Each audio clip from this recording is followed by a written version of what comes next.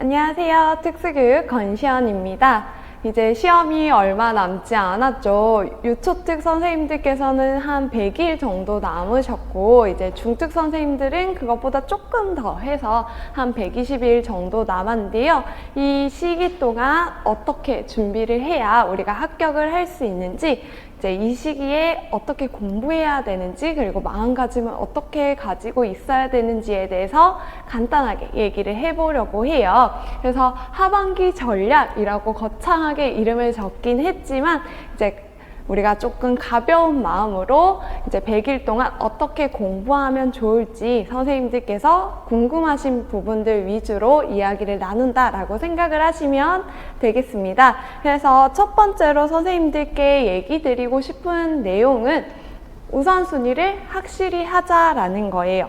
그래서 1, 2순위를 우리가 열심히 하고 정확하게 알고 있어야 합격의 가능성이 높아지는데요. 그런데 선생님들께서 1, 2월 달부터 아니면 그 전부터 계속 1순위를 반복해서 보다 보니까 이제 1순위 정도는, 그리고 2순위까지는 내가 완벽하게 알고 있어 라고 좀 착각을 하시고, 이제 하반기에는 이제 남은 시기 동안은 3순위에 올인을 해야지 라고 생각하시는 선생님들이 좀 계세요.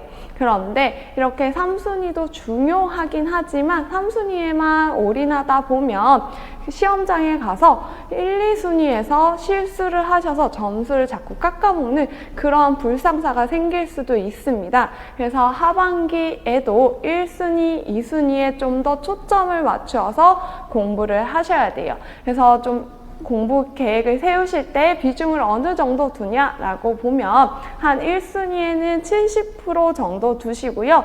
2순위는 20%, 3순위는 10%의 비중을 두고 공부를 하시면 되겠어요. 그래서 좀 더 구체적으로 순위들을 보자면요. 1순위는 일단 기출문제로 출제된 개념이라고 해서 우리가 기출문제에서 계속 반복해서 나오고 있는 개념들을 위주로 공부를 하셔야 된다라고 얘기를 드리는 거예요. 그래서 기출문제로 출제된 개념들 같은 경우에는 선생님들께서 이해와 암기가 정확하게 되어 있으셔야 되고요. 그 중에서도 특히 계속 반복해서 출제되는 개념들은 더욱더 정확하게 알고 계셔야겠죠. 그래서 기출문제로 출제된 개념들에 좀 더 포커스를 맞추셔서 공부를 하셔야 되겠고요. 그리고 2순위를 보시면 기출문제 주변 개념이라고 되어 있는데, 일단 1순위가 문제로 계속 반복해서 나오고 있는 건 맞아요. 그런데 기출문제로 출제된 개념들이 계속 반복돼서 출제되다 보면 다 같이 정답률이 올라가요. 다들 이거 열심히 공부하니까요. 그러니까 변별력을 높이기 위해서 기출문제로 출제된 개념뿐만 아니라 그 주변에 있는 개념들을 추가해서 질문하기 시작합니다. 그래서 선생님들께서는 기출문제로 출제된 개념을 먼저 파악하고 공부하시되, 그것과 관련된 이제 병렬로 연결된 개념들, 그리고 상위 개념, 하위 개념들을 찾아서 그것들도 함께 공부를 하셔야 돼요. 그래서 이러한 병렬, 상하위 개념을 알려면 선생님들 머릿속에 구조화가 잘 되어 있어야겠죠. 그래서 구조화를 바탕으로 이제 기출 문제로 출제된 개념들 위주로 공부를 하시면서 더 확장해 나간다는 개념으로 이제 병렬, 상하위 개념까지 함께 공부를 하시면 되겠습니다. 그리고 이제 3순위로 얘기하는 것은 이제 기출문제 외 주요 개념인데요. 이 부분은 무엇이냐면, 이제 제가 강의를 하면서 선생님들께 이제 앞으로 나올 확률이 높은 개념들이에요. 이 부분 이제 나올 수 있으니까 중요하게 보세요 라고 얘기 드렸던 그런 개념들이라고 보시면 돼요. 이 개념들도 분명히 문제로 나올 확률이 높긴 하지만 이제 확률로 따졌을 때 1순위가 가장 많이 나올 것이고, 그 다음에 2순위, 3순위로 되겠죠. 그래서 공부하실 때도 우선순위를 확실히 해서 비중을 1순위에 좀 더 많이 두시고 공부하시고, 2순위, 3순위도 이제 학장 개념으로 챙겨가시기 바랍니다. 그러면 기출문제로 출제된 개념들 중에서 특히 우리가 빈출된 개념들을 좀 더 자세히 봐야 된다라고 얘기를 드렸는데요. 그러한 개념들이 무엇이 있을까 이제 고민하시는 선생님들을 위해서 제가 조금 가지고 왔어요.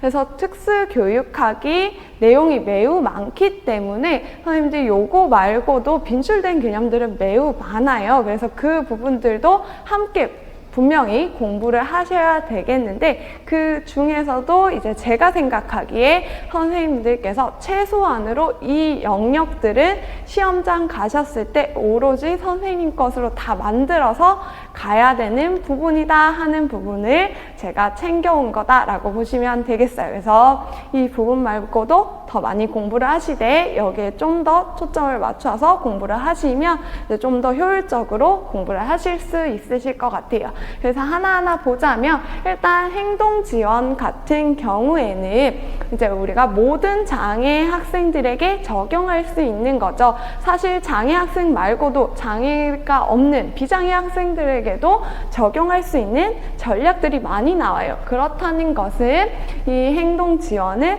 다른 장애 영역 아니면 다른 문제들과 다 연결해서 나올 수 있다라는 거죠. 그래서 행동지원을 선생님들이 기반하고 계셔야 이제 문제로 나왔을 때 잘 풀 수 있는 거고요. 그래서 행동지원 정확하게 알고 계셔야 되고 그 중에서도 이제 PBS나 단일 대상 연구 이 부분이 계속 나오고 있고 앞으로도 나올 확률들이 높은 문항이기 때문에 선생님들 꼭 알아두셔야 되겠습니다. 그리고 이제 시각장애와 청각장애 같은 감각장애에 대해서도 선생님들 좀 잘 알아두셔야 되겠어요. 시각장애와 청각장애와 같은 감각장애 학생들 같은 경우에는 우리가 일반적으로 제공하는 특수교육 외에도 감각장애로 인해서 필요한 요구들이 많이 있어요. 그 요구들 위주로 선생님들 공부를 해 주셔야 되겠고요. 그래서 예를 들어서 시각장애 학생들 같은 경우에는 우리가 점자 교육이나 보행 훈련을 하죠. 시각장애로 인해서 그러한 부분들을 위주로 좀 알아두셔야 되겠고 그리고 또 선생님들 시각장애, 청각장애에서 좀 주의 깊게 보셔야 되는 부분은 하위 유형이에요. 그래서 시각장애를 일으키는 질환들에 대해서 선생님들 잘 이해하고 계셔야 되고요. 그리고 청각장애 하위 유형들에 대해서도 잘 알고 계셔야 되겠습니다. 그리고 이제 마지막으로 제가 가져온 게 의사소통 장애인데요. 의사소통 능력 같은 경우에는 우리가 혼자 살아가는 게 아니잖아요. 다 같이 더불어 살아가는 사회에서 매우 중요한 능력이 의사소통 능력이라고 얘기를 할 수 있어요. 그래서 의사소통 의사소통 장애의 하위 유형들과 연결해서도 문제로 내지만 의사소통 능력을 다른 장애 영역들과 많이 연결해서 내요. 그래서 의사소통이 중요한 만큼 의사소통 장애에 나오고 있는 교육 지원 방법들이 매우 중요하다. 매우 중요하다는 건 문제로 많이 나올 수 있다라는 거겠죠. 그래서 이 부분도 자세히 알아두셔야 되겠습니다. 그래서 이 네 가지는 선생님들 최소한으로 정말 정확하게 알고 계셔야 되고 이거 외에도 이제 빈출된 개념들에 대해서 열심히 공부를 하셔야겠어요. 그리고 이제 두 번째로는 기출 문제를 영리하게 공부하자예요. 그래서 1순위가 아까 무엇이었나요? 기출 문제로 출제된 개념들이었죠. 그래서 선생님들 대부분께서 기출 문제를 계속 반복해서 보실 거예요. 그래서 모든 선생님들이 기출 문제를 반복해서 보는데 어떤 선생님은 합격을 하시고 어떤 선생님은 안타깝게 불합격을 하세요. 그것을 만들어내는 차이는 기출 분석 방법에 있는데요. 그래서 선생님들 남은 시간 동안 기출 분석을 계속 하실 텐데 어떻게 하면 좋은지에 대해서 좀 얘기를 해보고자 합니다. 그래서 첫 번째로 얘기 드리고 싶은 것은 기출 문제를 반복해서 풀어야 된다라는 거예요. 그래서 적어도 10년치의 기출 문제를 반복해서 푸시면서요. 기출문제로 나왔던 문항들에 대한 정답을 그냥 바로바로 맞힐 수 있을 정도로 계속 반복해서 보셔야 되겠고요. 그런데 정답을 맞추는 것도 중요하지만 여기서 반복해서 보면 이제 개념에 따라서 적용되는 문제 유형들이 좀 정해진 개념들이 있어요. 그래서 어떤 개념을 강론서에 있는 내용을 그대로 가지고 와서 개념과 연결해서 문제를 풀 수 있게 하는 개념들이 있고요. 어떤 개념들 같은 경우에는 이제 사례들을 제시하고 그것과 개념을 연결해서 문제를 풀게 하는 경우도 있어요. 그런 것을 이제 10년치를 계속 반복해서 보다 보면 선생님 눈에도 보이시거든요. 그럼 그거에 맞춰서 공부 방향을 좀 정해서 뭐 강론서에 있는 내용을 그대로 가져왔다 하면 강론서 내용을 좀 달달 외우는 방향으로 공부를 하시면 되겠고, 사례와 연결되었다 하면 선생님들 사례를 많이 보시고 그리고 사례를 외우셔서 이제 사례를 드시오 했을 때 예시를 잘 들 수 있게 공부를 하시면 되겠습니다. 그래서 기출문제 반복해서 풀면서 정답도 맞추고 문제 유형도 찾아가시고요. 그 다음에 두 번째로 보시면 기출문제 지문과 보기, 작성 방법을 분석해야 된다라고 되어 있는데요. 이제 제가 강의 중에서 계속 강조드렸던 부분인데, 기출문제를 분석하실 때 문제를 풀기 위해서 내가 알아야 되는 개념들만 정리하지 마시고 기출문제에 나와 있는 지문들에서 나오고 있는 개념들도 같이 정리를 하셔야 돼요. 그래서 문제를 풀 때 지금 당장은 필요하지 않은 개념이지만 이제 지문에서 다른 개념들이 나왔다라고 하면 그것은 이제 올해에는 문제로 나오지 않았어요. 만약에 선생님들이 2023학년도 문제 풀었는데 거기에 이제 문제와 상관없는 개념들이 나왔다면 그 개념에 대해서는 올해 묻지 않았지만 이제 내년에는 물어볼 수 있다는 거죠. 그래서 지문과 보기에서 유도된 개념들에 대해서 선생님들 정리하셔서 그 부분들도 잘 알고 계셔야 이제 다음에 문제 시험장에 가셔서 문제로 봤을 때 당황하지 않고 바로바로 떠오를 수 있겠죠. 그래서 지문, 보기, 작성 방법, 소문항이라고 하죠. 그것들도 함께 계속 분석을 해 주셔야 되겠고요. 그리고 세 번째로는 이제 2순위와 관련된 것이었는데 2순위에서 출제된 개념의 병렬, 상하이 관계 개념이 중요하다라고 얘기를 했었죠. 그 부분들을 선생님들 기출 분석하시면서 이것도 같이 챙겨가시면 되겠어요. 그래서 기출 분석하실 때 계속 구조화 생각하시고요. 구조화에 따라서 지금 이 개념의 상위 개념은 무엇이지? 하위 개념은 무엇이지? 그리고 이 정답을 풀었지만 이 정답과 관련된 다른 개념들은 무엇이지? 이런 것들을 계속 찾아내시고 그것들을 스스로 인출해보는 그러한 시기를 가지셔야 되겠습니다. 그래서 요 세 가지를 선생님들 항상 머릿속에 넣어두시고 이것에 맞춰서 기출 분석을 하셔야 정확한 기출 분석을 했다라고 볼 수 있어요. 그래서 남은 시간 동안 기출 분석 열심히 하셔야 되겠고요. 그리고 세 번째로 얘기 드리고 싶은 것은 실질적인 공부를 하는 거예요. 선생님들 지금 학원에 오셔서 강의를 들으시거나 아니면 인강으로 강의를 들으실 건데 이 강의를 듣는 거 외에 얼마나 지금 공부를 하고 계신가요? 이렇게 물어보면 선생님들께서 저는 한 9시간 공부하고 있는데 적은 걸까요? 아니면 저는 지금 직장이랑 병행하고 있어서 아무리 해도 3시간 정도 나와요. 너무 적죠, 선생님? 이런 고민을 얘기하세요. 그런데 제가 얼마나 공부하시나요? 라고 물어보는 것에서는 시간이 아니라 얼마나 많은 양을 공부하느냐를 물어보는 겁니다. 그래서 선생님들께서 시간에 너무 집중하지 마시고 내가 오늘 공부한 양에 좀 더 초점을 맞추셔서 계획을 세우시고 공부를 하셨으면 해요. 그래서 이제 100일 정도 남았으니까 100일에 맞춰서 선생님들도 계획을 세우시겠죠. 그리고 그 장기 계획에 맞춰서 하루하루 어떤 것을 할 건지 분량들을 정하실 거예요.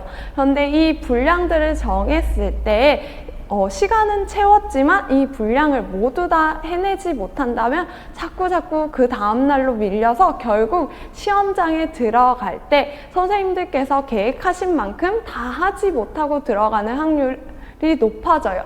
그래서 선생님들 이제 하반기에 공부하실 때는 시간보다는 내가 계획한 분량을 모두 다 했는가 거기에 좀 더 초점을 맞추시고 공부를 하셔야 되겠습니다. 그래서 선생님들 인강, 직강뿐만 아니라 혼자서 이해하고 인출하는 그러한 시기를 가지시는데 그때 양이 중요하다라는 거 생각하시면서 계획 세우시고 실행하시면 되겠고요.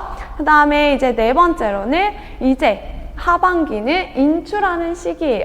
그래서 상반기에서는 우리가 이해하고 암기하는 데 초점을 맞췄다면 하반기에는 이제 내가 암기하고 있는 것을 겉으로 꺼내내는 이제 인출하는 시기라고 보시면 되고요. 인출이라는 것은 눈으로 계속 보는 것이 아니라 이제 손과 입이 바빠지는 시기라고 보시면 돼요.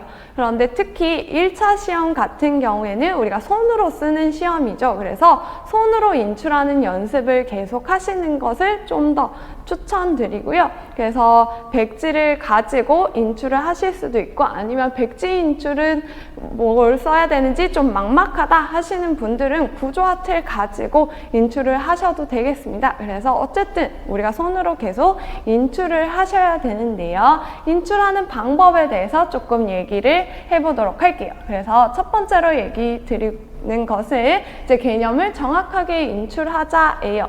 그래서 우리가 구조화를 만들어 놓고 그것에 맞춰서 주요 개념들 그리고 핵심어들 그리고 내가 암기해야 되는 정의들을 계속 인출을 하실 건데요. 이때 정확하게 인출하시고 그리고 우리가 정확성뿐만 아니라 속도도 생각을 하셔야 돼요. 정확성, 속도 우리 합치면 뭐라고 하죠? 유창성이라고 하죠. 이제 공부하셨던 거죠. 그래서 유창하게 이제 인출할 수 있도록 계속 반복해서 연습을 하셔야 되고요.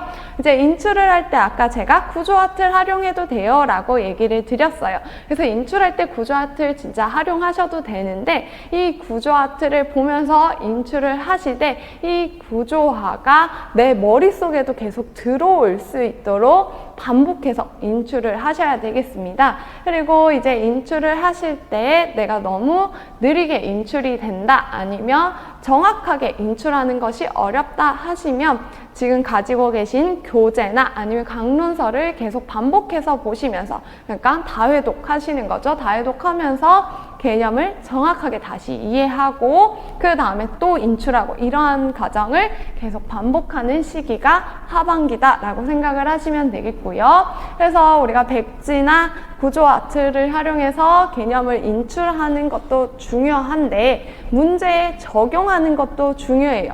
우리가 개념을 잘 알고 술술 말할 수 있다, 술술 쓸 수 있다 라고 하더라도 문제에 적용하지 못하면 시험에서 좋은 점수를 받을 수가 없어요. 그래서 선생님들께서 인출하실 때 문제에도 계속 적용해 보셔야 되는데요. 그래서 많이 하는 게 이제 기출분석을 하면서 문제를 푸는 것을 많이 하시죠. 그걸 통해서 문제에 적용해 보실 수 있고요. 그런데 기출분석은 우리가 계속 반복해서 보다 보니까 내가 정확하게 알고 있지 않아도 답은 외우고 있어서 바로바로 나올 수 있어요. 그래서 우리가 활용하는 게 문제풀이라던가 모의고사 같은 것들을 활용하죠. 그래서 문제풀이, 모의고사를 통해서 내가 알고 있는 개념들을 인출하고 적용해보는 그러한 시기를 가지셔야 되겠고요. 그 다음에 세 번째 보시면 논리구조에 맞게 인출하자라고 되어 있는데 이 논리구조에 맞게 인출하는 연습은 논술 연습이라고 생각을 하시면 돼요. 그래서 논술을 계속 연습하셔야 되는데 논술을 연습하시려면 일단 머릿속에 구조화가 되어 있으셔야 되고요. 그리고 기출을 일단 바탕으로 계속 연습을 하셔야 되겠습니다. 그래서 우리가 아까 최소한 10년치 문제를 계속 반복해야 된다라고 했을 때 그때 이제 논술도 같이 포함해서 선생님들 돌리셔야 되겠어요. 그래서 상반기에는 논술을 하지 않으셨던 분들이 계시다면 이제 하반기에는 논술까지 같이 공부하면서 논리구조에 맞게 인출하는 연습을 계속 하셔야 되겠어요. 그래서 이렇게까지 해서 학습적인 부분에 대해서 얘기 드렸고요. 이제 마무리하면서 선생님들께서 가져야 되는 마음가짐에 대해서 조금 이야기를 해보고자 해요. 이제 시간이 얼마 남지 않았다라는 생각이 드셔서 많이 불안하시고 심지어는 그냥 포기해버릴까? 라는 생각이 드실 수도 있어요. 이제 저도 좀 그랬었거든요. 100일 동안 100일밖에 안 남았는데 나는 그 전에 너무 한 게 없는 것 같고 잘 이해도 되지 않고 암기 안 된 부분도 너무 많고 이런 걱정과 불안을 많이 했었는데 그런데 제가 합격할 수 있었던 이유는 이 불안에 계속 머물러 있지 않았기 때문이에요. 이제 과거에 내가 열심히 공부하지 않은 거, 과거에 놀러 다닌 거 이런 것에 대해서 계속 후회하고 자책하고 그런 시기는 이제 그만하셔야 돼요.